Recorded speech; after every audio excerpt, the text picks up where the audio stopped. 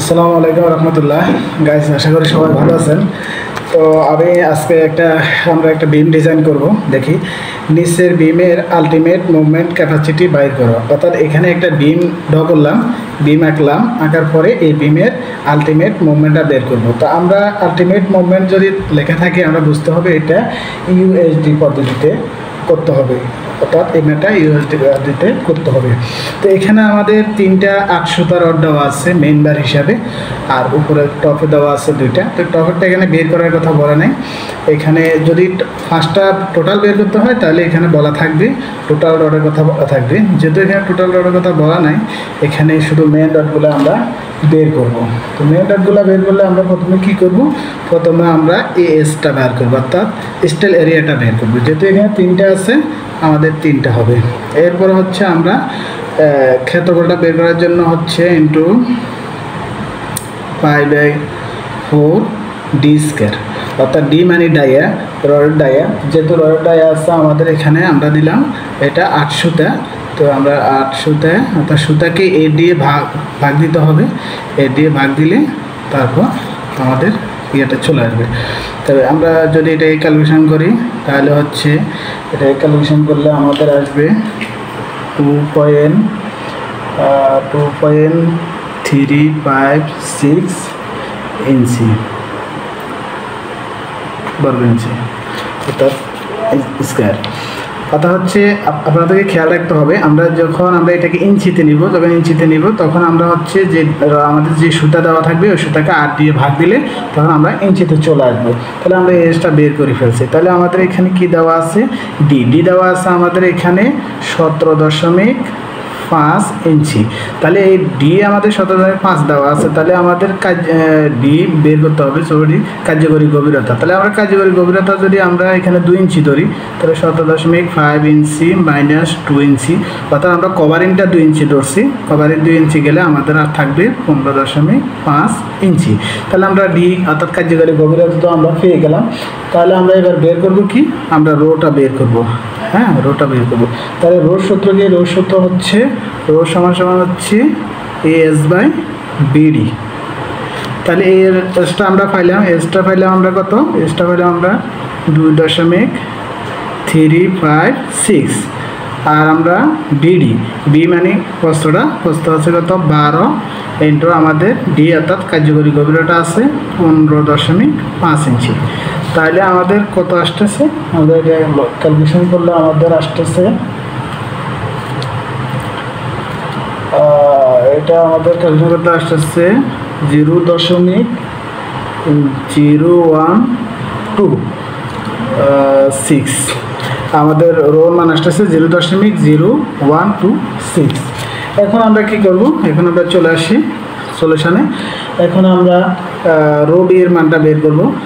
Rho B এর সূত্রটা হচ্ছে 0.85 বিটা হচ্ছে F5C হলো FY, তারপর হচ্ছে ইন্টু। এখন আমাদেরকে একটা জিনিস খেয়াল করতে হবে, সেটা হচ্ছে আমরা এটাকে কেএসআইতে করব।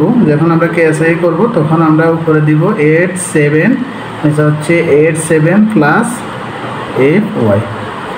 তো আমরা এখানে মানটা বসাই দিই 0.85। আমাদেরকে মনে রাখতে হবে আমাদের বিটার মানটাও ফিক্স থাকে।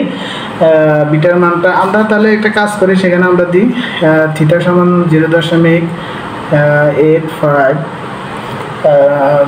থিটার মান সবসময় 0.9 থাকে, এটা আমাদের খেয়াল রাখতে হবে। থিটার মান সবসময় 0.9 থাকে। আর FY আমরা দিয়ে FY সমান 60,000 ধরি KSI, আর হচ্ছে 85C সমান আমরা 4000 PSI অর্থাৎ 4 KSI দিই আমরা নিলাম। যেটা আমরা এখানে KSI নিছি, আমরা KSI সূত্রটা ইউজ করলাম। তাহলে আমরা বিটার মান হচ্ছে 0.85, এটাও ফিক্সড থাকে, ইন্টু হচ্ছে আমাদের 85C হচ্ছে 4, FY হচ্ছে আমাদের 60 ইন্টু আমাদের 87, আর হচ্ছে 87 প্লাস হচ্ছে 60। তাহলে আমরা এখানে যদি ক্যালকুলেশন করি কত আসবে, ক্যালকুলেশন করলে আমাদের আসতেছে 0.0285। আমি ক্যালকুলেশনটা আগে করে রাখছি কারণ আমাদের ম্যাথটা অনেক লং হয়ে যাবে, এই জন্য আমি ক্যালকুলেশন করে রাখছি।